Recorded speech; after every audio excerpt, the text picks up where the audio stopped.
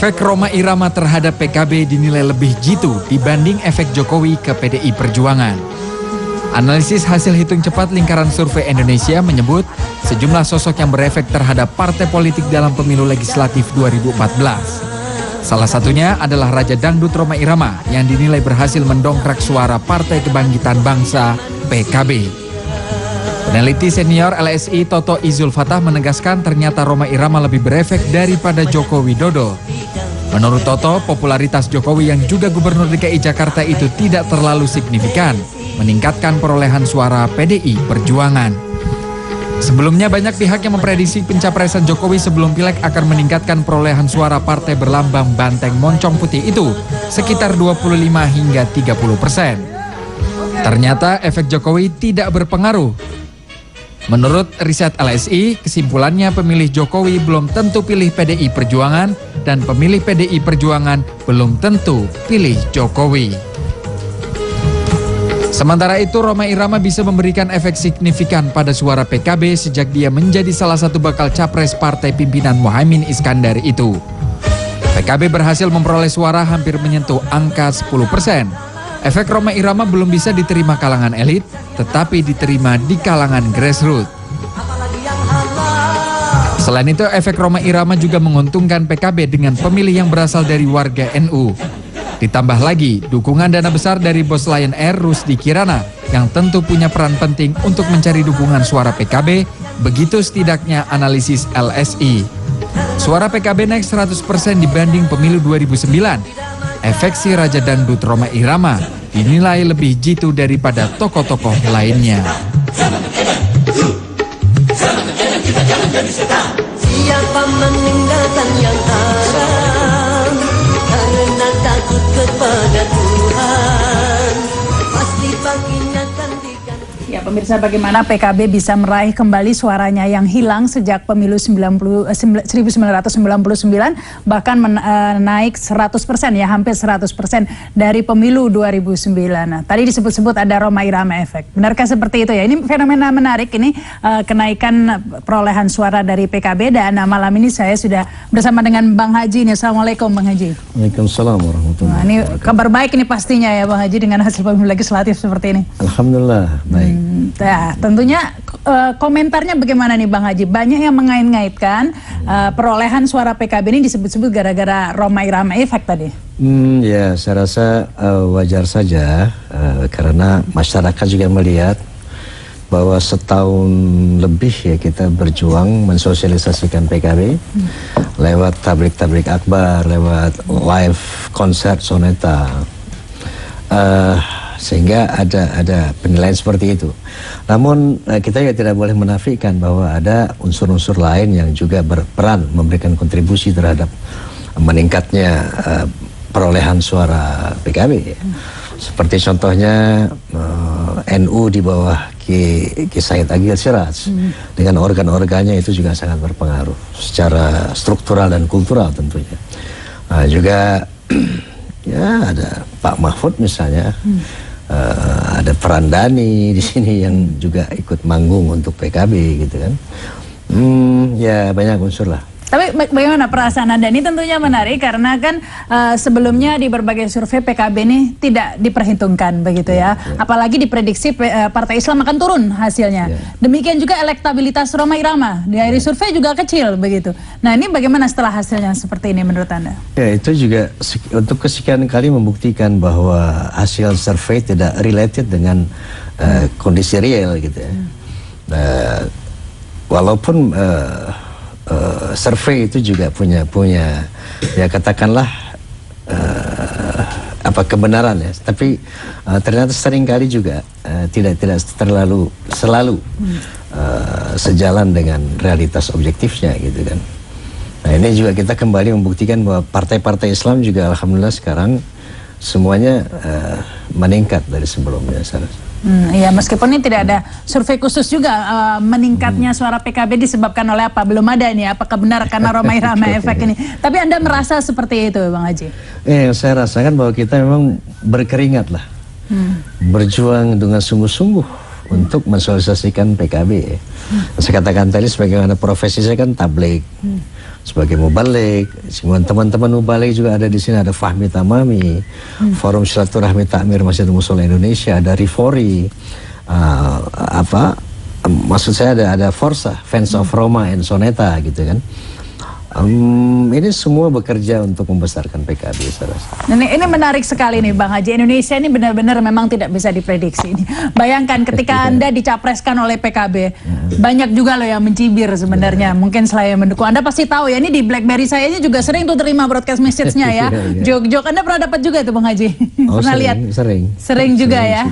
Bahkan ada di Facebook yang tidak usah saya sebutkan lah. Pokoknya intinya mendiskreditkan lah ya kapabilitas atau kredibilitas Anda begitu ya. Ini komentar Anda tentang orang yang sebenarnya sangat meragukan ya ketika bahkan mentertawakan ketika Anda diajukan sebagai capres.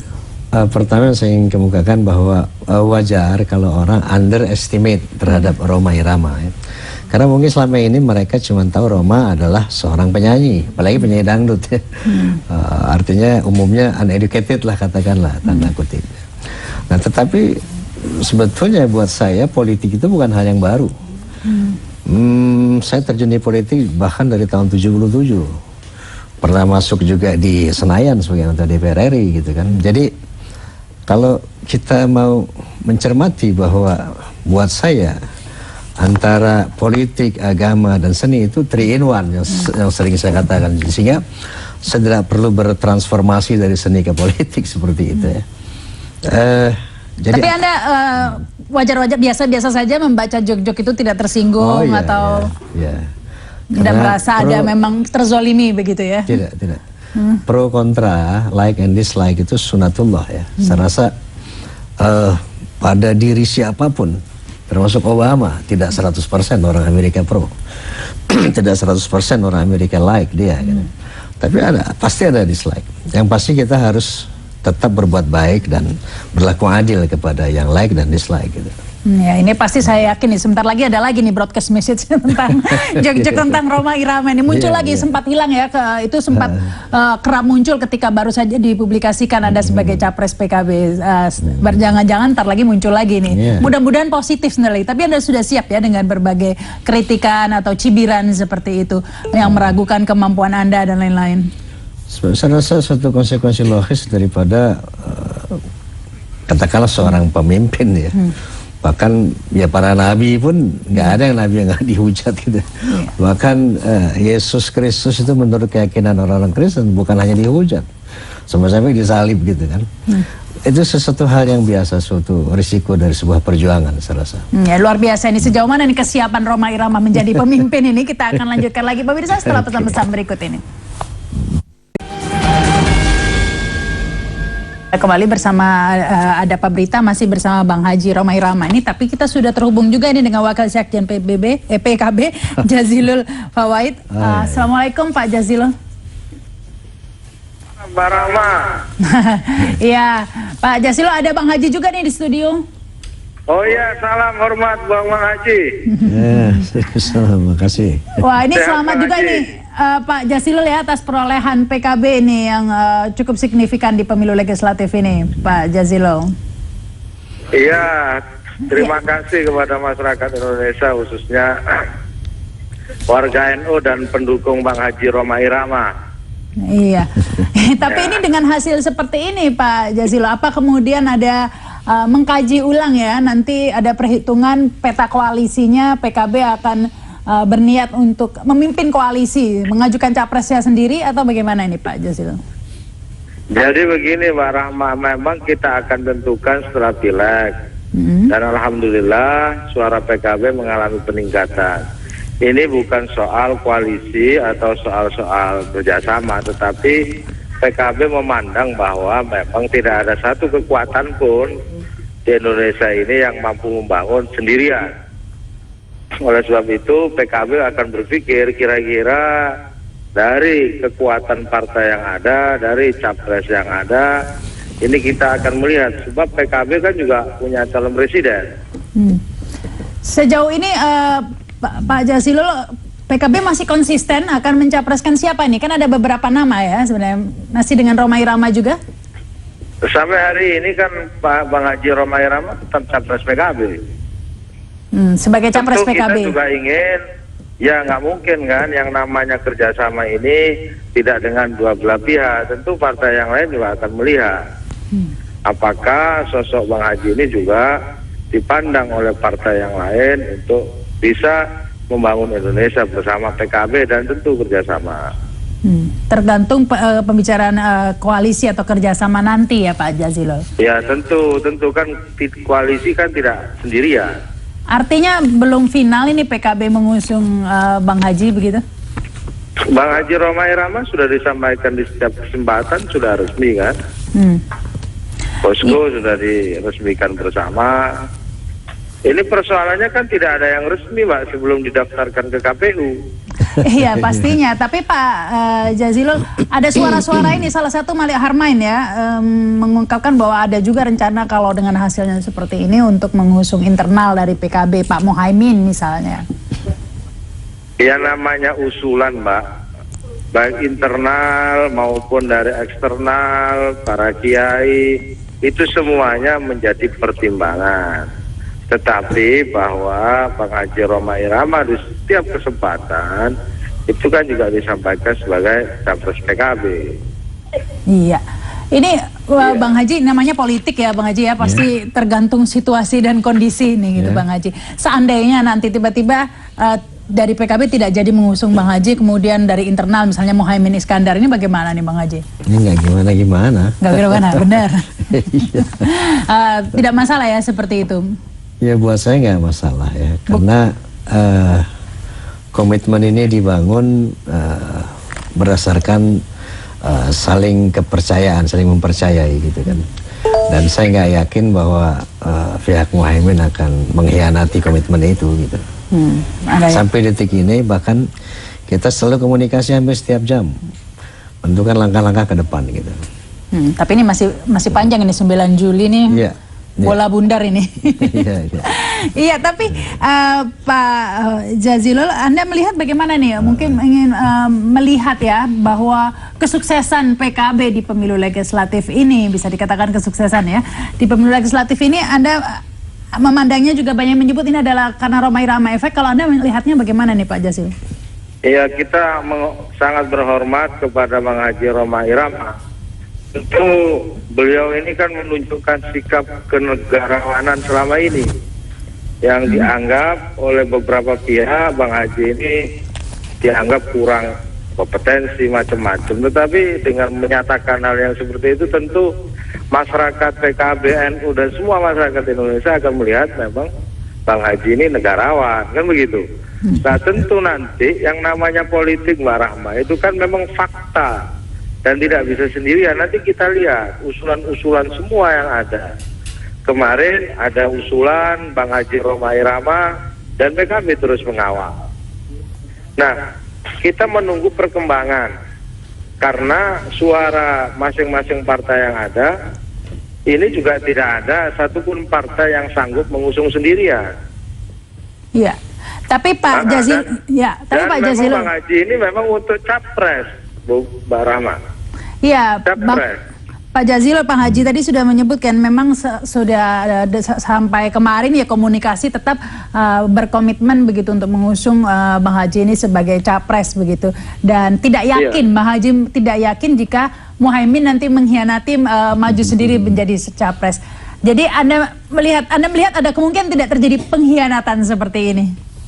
Saya pikir bukan pengkhianatan, Mbak. Tentu semua keputusan diambil nilai maslahatnya. Bang Haji Roma Irama juga akan berpikir itu untuk bangsa ke depan. Tidak ada satupun yang saya tahu di setiap kesempatan Bang Haji Roma Irama itu punya ambisi, Pak. Beliau, menurut saya, posisi dan sikapnya tegas bahwa mencalonkan presiden ini untuk membaktikan diri kepada bangsa ini. Nah tentu kita lihat di pertengahan jalan, kira-kira partai mana, koalisi yang mana, dengan siapa tentu dipertimbangkan nanti. Kalau memang elektabilitas, popularitas, semuanya itu menjadi dasar-dasar pertimbangan.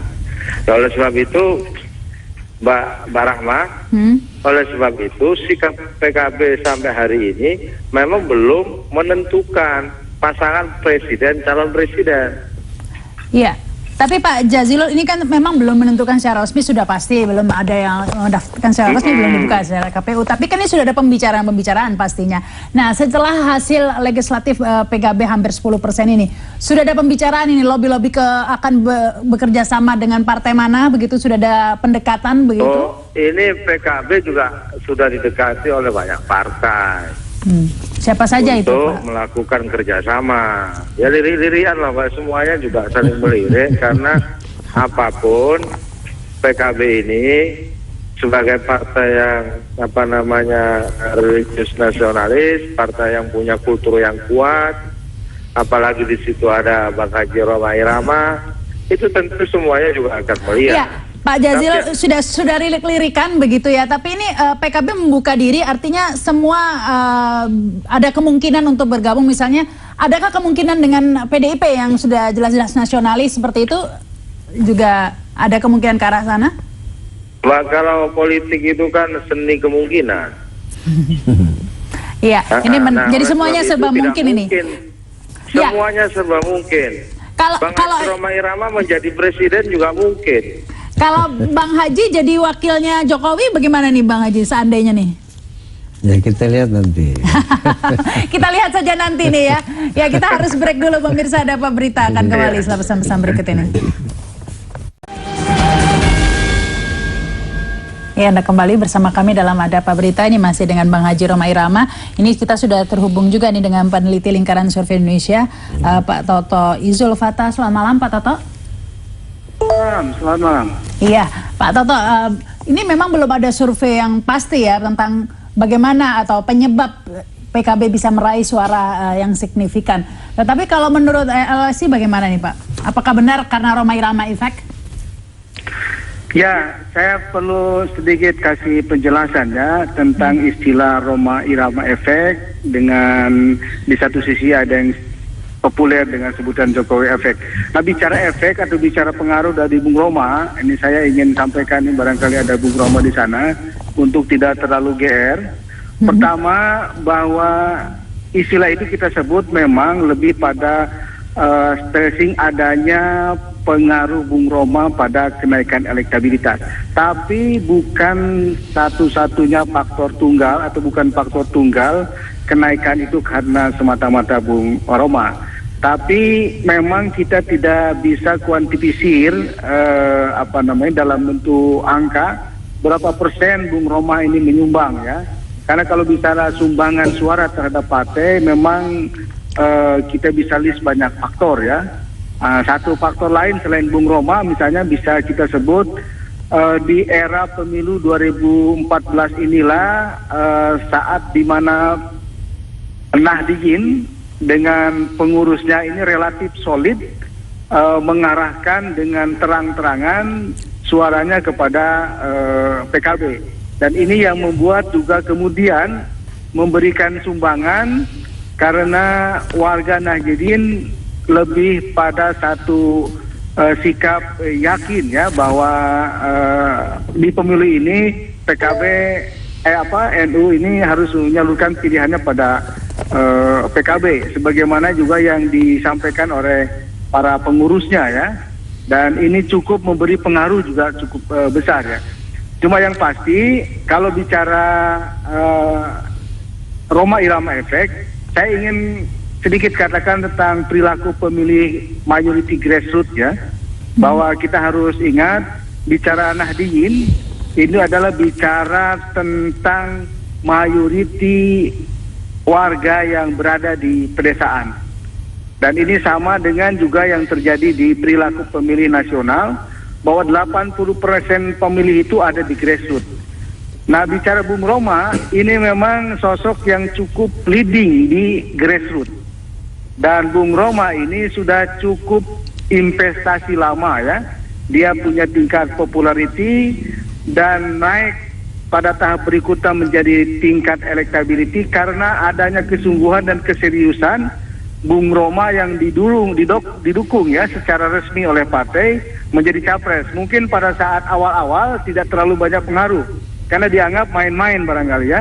Tapi begitu serius misalnya diusung dengan digadang-gadang oleh PKB, oleh partai, ini membuat sebagian warga Nahdien yang mungkin awalnya ragu menjadi yakin bahwa Bung Roma ini figur yang secara serius didukung oleh PKB dengan segala pertimbangannya ya. Nah saya kira, sementara warga Nahdien ini adalah warga yang mayoriti ada di grassroots, sehingga wajar dan logik jika dukungan suara PKB yang disumbang ya oleh barangkali 90% lebih dari warga Nahdien ini tersalurkan kepada Bung Roma ya. Pak Toto, tapi kan kita masih ingat tentunya ini juga memperputarbalikan hasil survei juga ini sebelumnya survei mengatakan Partai Islam diprediksi akan turun. Yang kedua, elektabilitas Rhoma Irama juga tidak tinggi. Tapi ini hasilnya tidak sesuai dengan survei-survei ya? Ya, jadi survei tentu memotret pada hari di mana survei dilakukan. Nah, dalam beberapa hari setelah survei itu kan ada dinamika yang mungkin membuat barangkali partai-partai Islam ini lebih terpacu ya, semangat untuk mematahkan hasil survei ini dengan aneka macam programnya, termasuk misalnya keseriusan PKB lewat Bung Romanya, kemudian keseriusan PKB dengan ketua umumnya, dan tentu para caleg-calegnya ya. Dan saya kira ini yang kemudian menjadi positif ya buat partai-partai Islam, termasuk P3 yang sebelumnya diduga di bawah 5% ternyata bisa di atas. Nah ini juga dugaan kita karena mungkin sebagian mesin baik caleg maupun mesin partai berjalan maksimal sungguh-sungguh di detik-detik, bukan detik-detik ya, di masa-masa menjelang pemilu ini dengan aneka macam kemasan programnya tentu. Baik, ini mungkin Bang Haji ingin komentar ini Bang Haji tentang komentar Pak Toto ini. Ya, sebagaimana saya utarakan tadi Pak Toto, bahwa saya tidak mengklaim bahwa ini adalah efek dari Rhoma Irama. Tidak GR ya? Na'udzubillah, tidak juga. Jadi tadi saya utarakan bahwa ada unsur-unsur NU dengan organ-organnya, ada Ahmad Dhani, ada Pak Mahfud, ada Pak JK. Jadi saya rasa beliau-beliau itu pasti berkontribusi ya kepada bahwa orang mengklaim bahwa ini adalah Rhoma Irama efek, itu saya rasa ya itu masyarakat juga barangkali ya. Tapi itulah bahwa tidak mungkin ini adalah kontribusi hanya seorang Rhoma Irama. Iya. Ya. Tapi yang menarik ini Pak Toto, sebelumnya banyak juga yang underestimate atau mencibir lah ya ini manuver PKB ini yang dianggap bakal blunder, ini malah mengusung Rhoma Irama yang dianggap diragukan kapabilitasnya. Nah ini ternyata tidak terbukti ya nih Pak Toto. Ya, jadi cuma memang saya kira sudah tepat, sudah benar ya pilihan mengusung Bung Roma ya sebagai salah satu simbol figur yang menjadi daya tarik tersendiri buat PKB, dengan misalnya digadang-gadang sebagai capres pilihan partai ini, terutama karena saya sebut tadi mayoriti warga Nahdien yang di grassroots yang rata-rata barangkali para penggemar dangdut semua. Nah ini memang sekaligus PR besar. Jadi pas begitu ya. PR besar buat Bung Roma dan mungkin juga buat PKB, bahwa yang mungkin harus jadi pertimbangan bahwa Bung Roma ini pasarnya memang captive ya.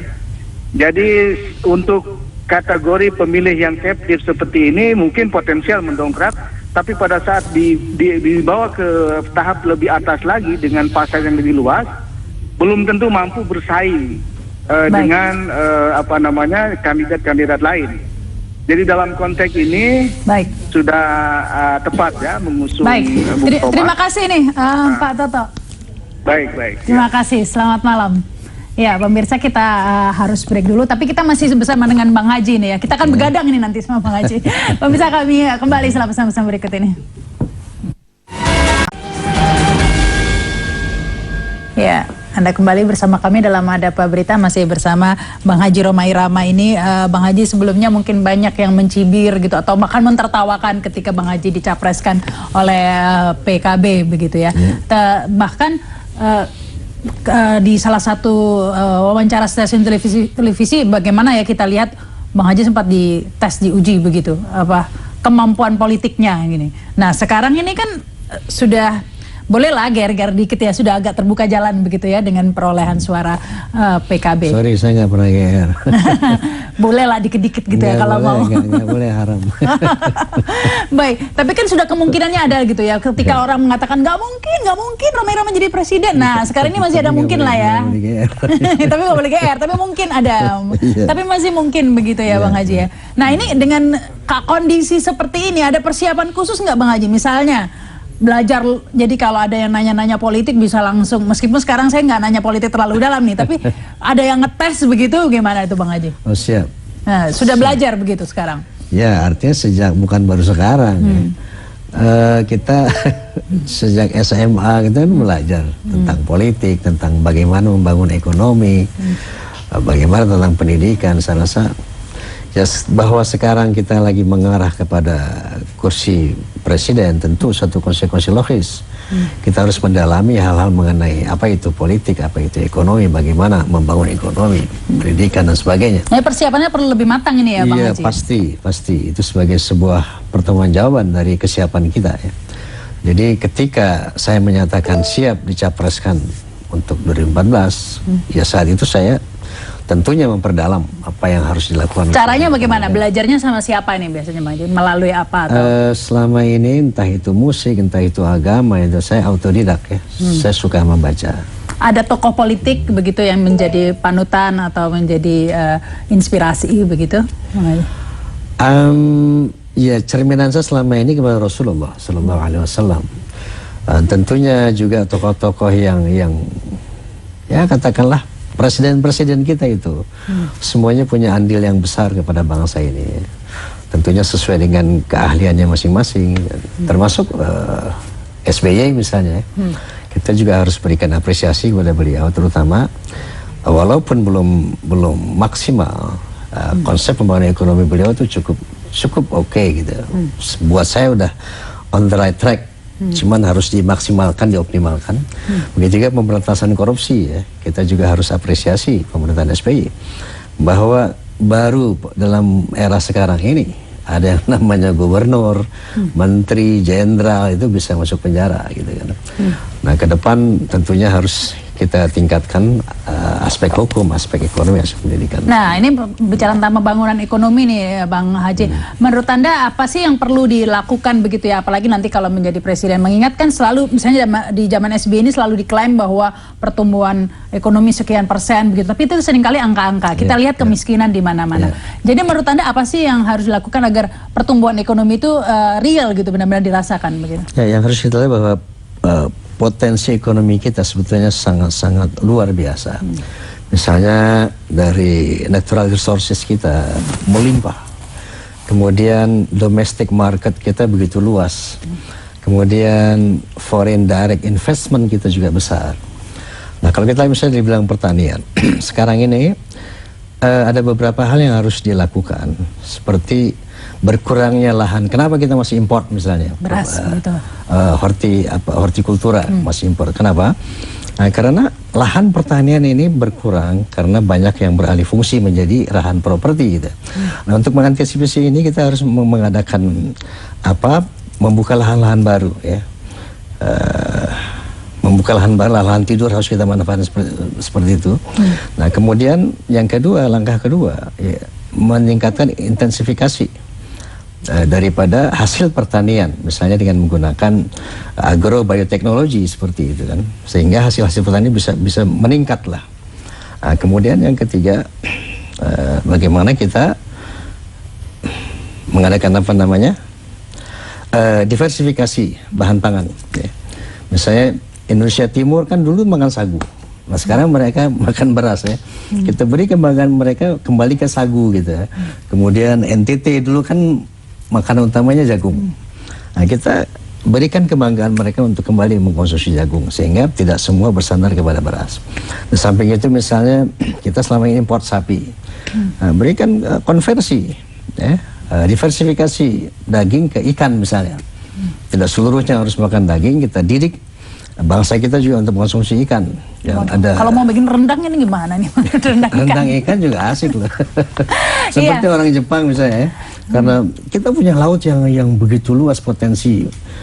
Kelautan kita luar biasa kalau kita mau eksplor dan eksploitasi itu ya. Saya rasa seperti itu kira-kira. Tapi perlu kebijakan-kebijakan juga ya, selain seperti itu, Bang Haji, misalnya kita tahu sekarang ini serba langka begitu, bawang langka, cabai berganti-gantian. Ini harus ada kebijakan juga untuk mengatasi mafia-mafia juga ini yang sudah artinya bermain. Secara struktural dan kultural kita harus ada keberpihakan tentunya kepada para petani dan kepada para nelayan ya. Buat saya petani dan nelayan itu ujung tombak perekonomian kita. Oh, ada ini. Jadi mereka harus betul-betul kita manjakan. Mereka harus betul-betul excited dengan pekerjaannya gitu ya, sehingga mereka lebih punya sense of responsibility untuk punya kesenangan, dia happy melakukan itu, dan itu harus betul-betul menjadi prioritas kita. Ini tampaknya Bang Haji udah siap ini dengan pandangan-pandangannya ya. Harus siap. Seandainya di Bang Haji benar-benar jadi capres ini, nanti kan harus ada debat capres ini. Ini tuh bagaimana nih Bang Haji? Debat dengan politikus-politikus begitu sudah siap. Ngadepin Jokowi, Prabowo gitu. Siap. Sudah ada menyiapkan konsep-konsep begitu ya. Iya, pasti. Tidak takut nanti dicecar soal masalah-masalah spesifik teknis atau politik yang ya semua orang tahu bukan bidang Anda begitu kan? Iya. Saya siap. Yang pasti a leader is not must be a superhero. Itu semua leader nggak ada yang superhero. Artinya, tapi yang penting leader itu punya leadership ya. Leadership, punya konsep, punya visi misi yang jelas gitu. Saya rasa seperti itu. Kalau jadi presiden masih nyanyi dangdut nggak nanti Bang? Sejauh nyanyi itu bisa membantu nilai tambah dalam tugas kepresidenan, why not gitu. Masih. Apalagi lagu-lagu saya kan banyak yang bermuatan politik, sosial, agama. Bisa saja itu kita sampaikan dengan musik misalnya.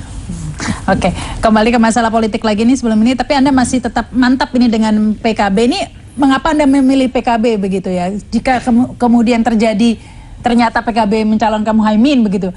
Nah, ini bagaimana? Apa Anda mau ke partai lain atau bagaimana ini? Ya, saya rasa saya nggak pernah terlintas seperti itu ya. Dan Cak Imin juga nggak pernah berbicara soal itu. Jadi buat saya itu mungkin saya nggak terpikir itu sama sekali ya. Ceritanya bagaimana sih kok bisa ke PKB begitu? Ya, bahwa ketika 18 maaf. Silahkan ini. Untuk diminum kan?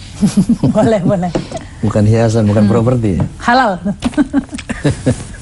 Jadi ketika saya mendeklar bahwa tanggal 18 November minggu pagi di Majlis Ta'lim Habib Ali bin Abdurrahman bin Ali Al-Habsyi Kuitang, bahwa waktu itu ada desakan gitu kan dari ulama, habaib, sementara politisi. Saya katakan seandainya dukungan ulama habaib merupakan representatif dari umat Islam yang semakin luas di Indonesia, dan seandainya ada satu partai politik yang siap menjadi kendaraan politik saya sebagai persatuan konstitusional, maka dengan mengucapkan Bismillahirrahmanirrahim dan dengan memohon pertolongan Allah Subhanahu wa taala, pagi ini saya nyatakan siap untuk dicapreskan pada tahun 2014.